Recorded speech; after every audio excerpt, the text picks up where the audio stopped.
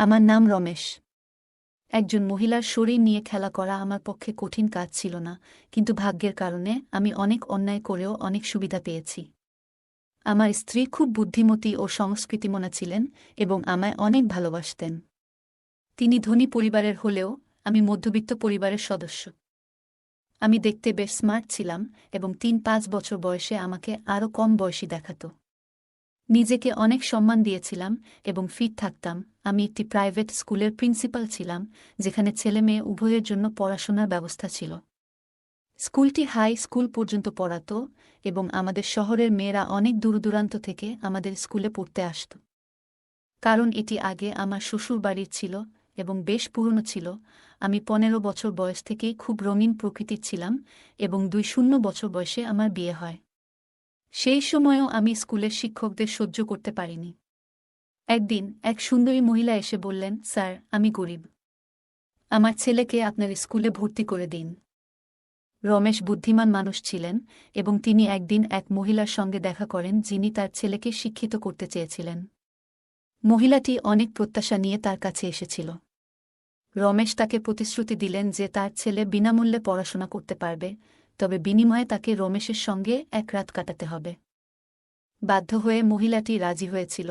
রমেশ সেদিন বাসায় গিয়ে অবাক হয়ে দেখেন যে তার স্ত্রী তাকে প্রতারণা করছে। তার স্ত্রীর সঙ্গে একটি ছেলেকে দেখে তিনি হতবাক হন। এরপর রমেশকে একটি মেয়ে তার অফিসে দেখা করতে চেয়েছিল। তিনি ইচ্ছাকৃতভাবে তাকে অপেক্ষা করিয়ে রেখেছিলেন যাতে সে ক্লান্ত হয়ে চলে যায়। কিন্তু মেয়েটি অপেক্ষা করতে থাকে। শেষে অফিসের দরজায় মেয়েটি এবং আয়া তর্ক শুরু করে এবং রমেশ তা উপভোগ করেন। কিছুক্ষণ পর আমি আমার পরিবারের অন্য সদস্যদের আওয়াজ শুনতে পেলাম, তখন হঠাৎ মেয়েটিকে থামাতে হল। স্নেহা মেয়েটি ঝাঁপিয়ে উঠে অফিসের দরজা খুলতেই আমি রেগে গিয়েছিলাম। আয়া আমাকে বাইরে দেখে স্নেহাকে নিয়ে চলে এলো এবং কান্নায় ভেঙে পড়ল। বলল, স্যার, একবার আমার কথা শুনুন। আমি স্নেহাকে নিয়ে অফিসে ঢুকে দরজা বন্ধ করলাম। স্নেহা আরও বেশি কান্না করছিল এবং তার চোখ, নাক, গাল লাল হয়ে গিয়েছিল। আমি তার হাত ধরে কাছে টেনে নিলাম। বন্ধুরা, আমার গল্পগুলো তোমরা শুনো কিন্তু সাবস্ক্রাইব করো না। দয়া করে গল্পগুলো ভালো লাগলে চ্যানেলটি সাবস্ক্রাইব করো। আর তোমরা যারা হিন্দি ভয়েস এ গল্প শুনতে চাইছ, তাদের জন্য এই ভিডিও ডিসক্রিপশন এ চ্যানেল এর লিঙ্ক দেয়া আছে, দেখে আসতে পারো। সে আমাকে জড়িয়ে ধরে জোরে কাঁদতে লাগল। আমি নার্ভাস হয়ে পড়লাম, কারণ মেয়েদের কান্না একদমই সহ্য করতে পারতাম না। স্নেহার কান্না দেখে বিভ্রান্ত বোধ করছিলাম। তাই রাগান্বিত হয়ে বললাম, এই অহেতুক কান্না বন্ধ করো। তুমি কি আমার খ্যাতি নষ্ট করতে চাও? অশ্রুসজল চোখে স্নেহা আমার দিকে তাকিয়ে বলল, তুমি আমার কান্নাকে অপ্রয়োজনীয় ভাবছ। তুমি শুধু তোমার সম্মান নিয়ে চিন্তিত।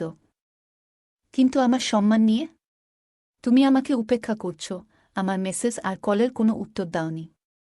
গতকাল থেকে আমি তোমার সঙ্গে যোগাযোগ করার চেষ্টা করছি, কিন্তু তুমি কোনো সাড়া দাওনি।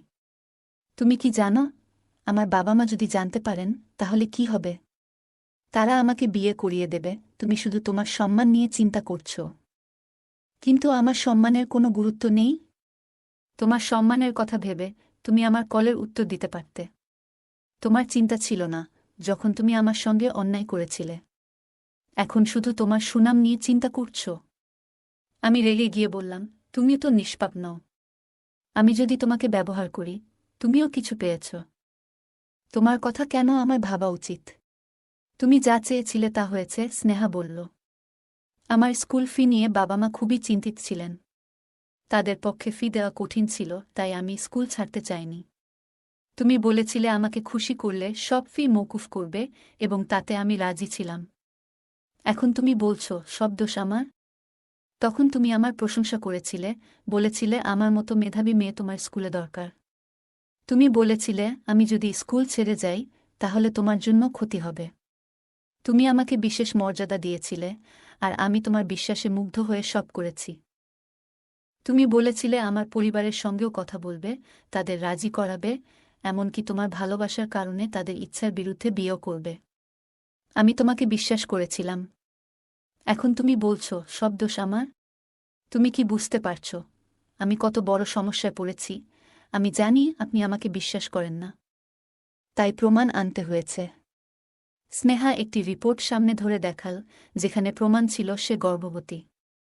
সে আবার কাঁদতে শুরু করল। স্কুলের প্রিন্সিপালের বাচ্চা, আপনি আমাকে এত বড় কষ্টে ফেলেছেন। হতভম্ব হয়ে আমি বললাম, আমি কেন থাকব? তুমি তো অনেক ছেলের সাথে ফ্লার্ট করেছ। স্নেহা অবাক হয়ে অনেকক্ষণ আমার দিকে তাকিয়ে রইল। তারপর কাঁদতে কাঁদতে বলল, এই শিশুটি তোমারই। তুমি আমাকে প্রেমের জালে ফাঁসিয়েছিলে। আমি তো একজন কুমারী ছিলাম। আমি কখনো অন্য কারো সাথে সম্পর্ক করিনি। তুমি আমার কুমারিত্ব নিয়েছ, আর এখন মিথ্যা অভিযোগ করছ। তোমার ফি দিতে না পারার কারণেই বাধ্য হয়েছিলাম। কিন্তু তুমি আমাকে মিথ্যা অভিযোগ দিয়ে দমানোর চেষ্টা করছ। আমি তোমাকে আদালতে টেনে নিয়ে যাব। তুমি নারীর শক্তিকে অবমূল্যায়ন করছ। আমি এখনও ছোট হলেও মেয়েদের উপর যে অত্যাচার করা হচ্ছে তা ভালোভাবেই জানি।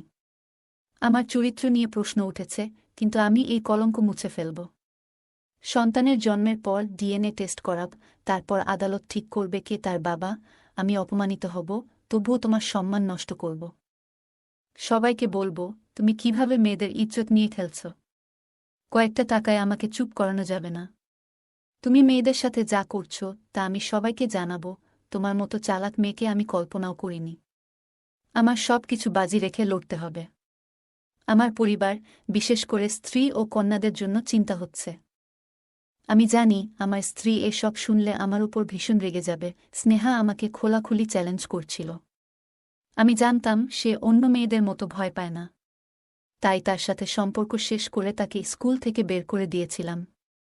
তার বাবা মা ভর্তির জন্য আবার এসেছিল, কিন্তু আমি পুরো বছরের ফি দাবি করেছিলাম। তারা ফি দিতে না পেরে চলে গেল। স্নেহা আর তার পরিবার চলে যাওয়ার পরও আমি নিজেকে একজন দুর্বল ব্যক্তি হিসেবে দেখতাম। একসময় আমি শিক্ষক হিসেবে কাজ করতে এসেছিলাম, কিন্তু আমার স্বভাব দুর্বল। আমার বাবা ছিলেন স্কুলের প্রিন্সিপাল, আর আমি জানতাম মেয়েদের কিভাবে ইমপ্রেস করতে হয়। আমার স্ত্রীকে প্রভাবিত করতে সফল হয়েছিলাম, তাই বন্ধুমহলে মেয়েদের সংখ্যাই বেশি ছিল, যদিও কারো সাথেই বিয়ে করিনি।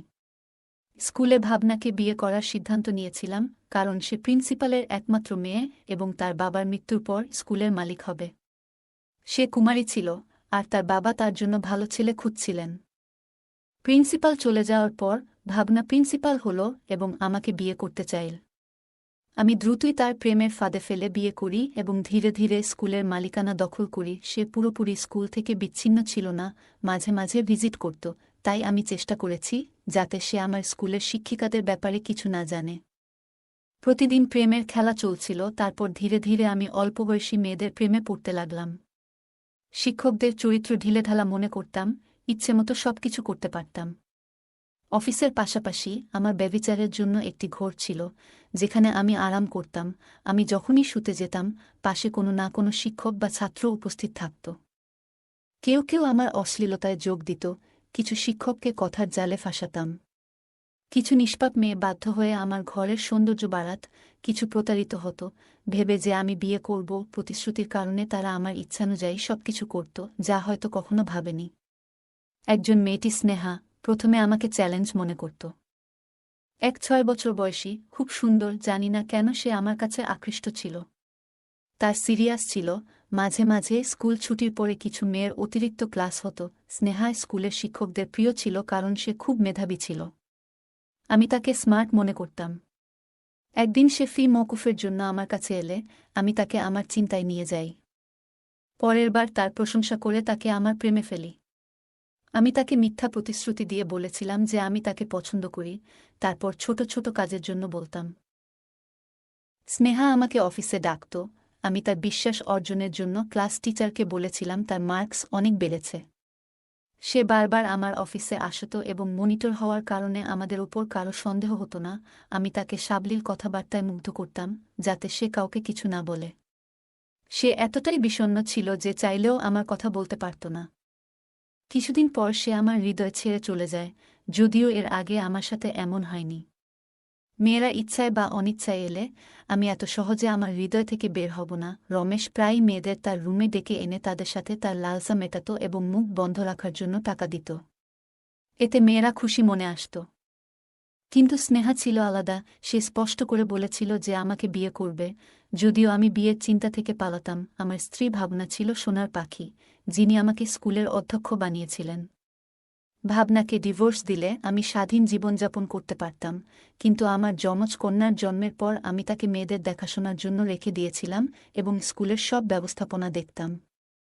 যমজ সন্তানদের লালন পালন তার জন্য কঠিন ছিল এবং স্কুলেও মনোযোগ দিলে সমস্যা হতো।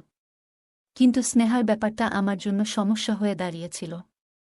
আমার বুদ্ধিমত্তা দিয়ে আমি সব সমস্যার সমাধান করতাম, তাই স্নেহার ব্যাপারটাও সমাধান করতে চেয়েছিলাম। আমি স্নেহাকে বললাম, স্নেহা, আমি তোমাকে বিয়ে করতে পারছি না। তুমি আমাকে, স্কুলকে এবং টাকাকে অপমান করে কিছুই পাবে না। সবকিছু আমার স্ত্রীর নামে আছে। আমরা গোপনে কোর্ট ম্যারেজ করতে পারি, না হলে তুমি এমন একজনের সাথে থাকতে চাও যার পকেটে 1 টাকাও নেই। স্নেহা আমার সামনে সোফায় বসল। আমি বললাম, আমি স্কুলের প্রিন্সিপাল। কিন্তু বাস্তবে কিছুই না, শুধু ধনী মানুষ। আমার স্ত্রী প্রিন্সিপাল হতে বলেছে। তুমি যদি প্রিন্সিপাল হও তাহলে আমার এখানে বসার দরকার নেই। তুমি তোমার বাবা মাকে বিয়ের জন্য বলো। তোমার বাবা মা গরিব হলেও তারা তোমাকে সুযোগ দেবে। তুমি পড়াতে পারবে, আরও পড়াশোনা করতে পারবে, যদিও তোমার বাবা মা গ্রামের মানুষ। তোমার বাবা মা তোমাকে তাড়াতাড়ি বিয়ে দিতে চাইলে তাদের ইচ্ছা অনুযায়ী বিয়ে করো। বিয়ের পর সুখী হবে এবং এই সমস্যা থেকে মুক্তি পাবে। আমি তোমাকে একজন ভালো গাইনোকোলজিস্টের কাছে নিয়ে যাব, তুমি গর্ভপাত করাতে পারো। সে কিছুক্ষণ চুপ করে রইল, তারপর বলল, আমি স্বাধীন হতে চাই। গ্রামের রিলেশন এসেছে, ওখানে বিয়ে করব। এটা আমার জন্য ভালো হবে। আমি প্র্যাকটিক্যাল হয়ে ভাবলাম, আমার হাতে স্কুল থেকে কোনো আয় নেই, তাকে সুন্দর জীবন দিতে পারব না। তাই তার বোঝাপড়া দেখে তাকে সাহায্য করতে রাজি হলাম। তাকে বললাম, আমি এখন 1-2 ঘন্টার জন্য তোমাকে ডাক্তারের কাছে নিয়ে যাব, তারপর তুমি এই বিষয়টি ছেড়ে দেবে। সে রাজি হল। আমি এক বন্ধুর মাধ্যমে স্নেহার প্রস্রাবের রিপোর্ট পেলাম এবং তাকে বললাম কাউকে কিছু না বলতে। স্নেহাকে ডাক্তারের কাছে নিয়ে যাই। ডাক্তার বললেন, এটি সাধারণ ঘটনা নয় এবং গর্ভপাত করাতে ঝুঁকি ছিল। অনেক মেয়েকে এখানে নিয়ে এসেছি, কিন্তু স্নেহার ক্ষেত্রে সমস্যা হচ্ছিল। শেষ মুহূর্তে স্নেহার স্বাস্থ্য অবনতি হল এবং সে মারা গেল। ডাক্তারের সমস্যা হওয়ার সম্ভাবনা ছিল, তাই তাকে মোটা অঙ্কের টাকা দিয়ে চুপ করানো হল। স্নেহার মৃতদেহ নিখোঁজ হওয়ার খবর মিডিয়ায় আসে এবং পরে তার মৃতদেহ অরণ্যে পাওয়া যায়। পুলিশ লাশ উদ্ধার করে, কিন্তু আসল অপরাধী অজানা রয়ে গেল।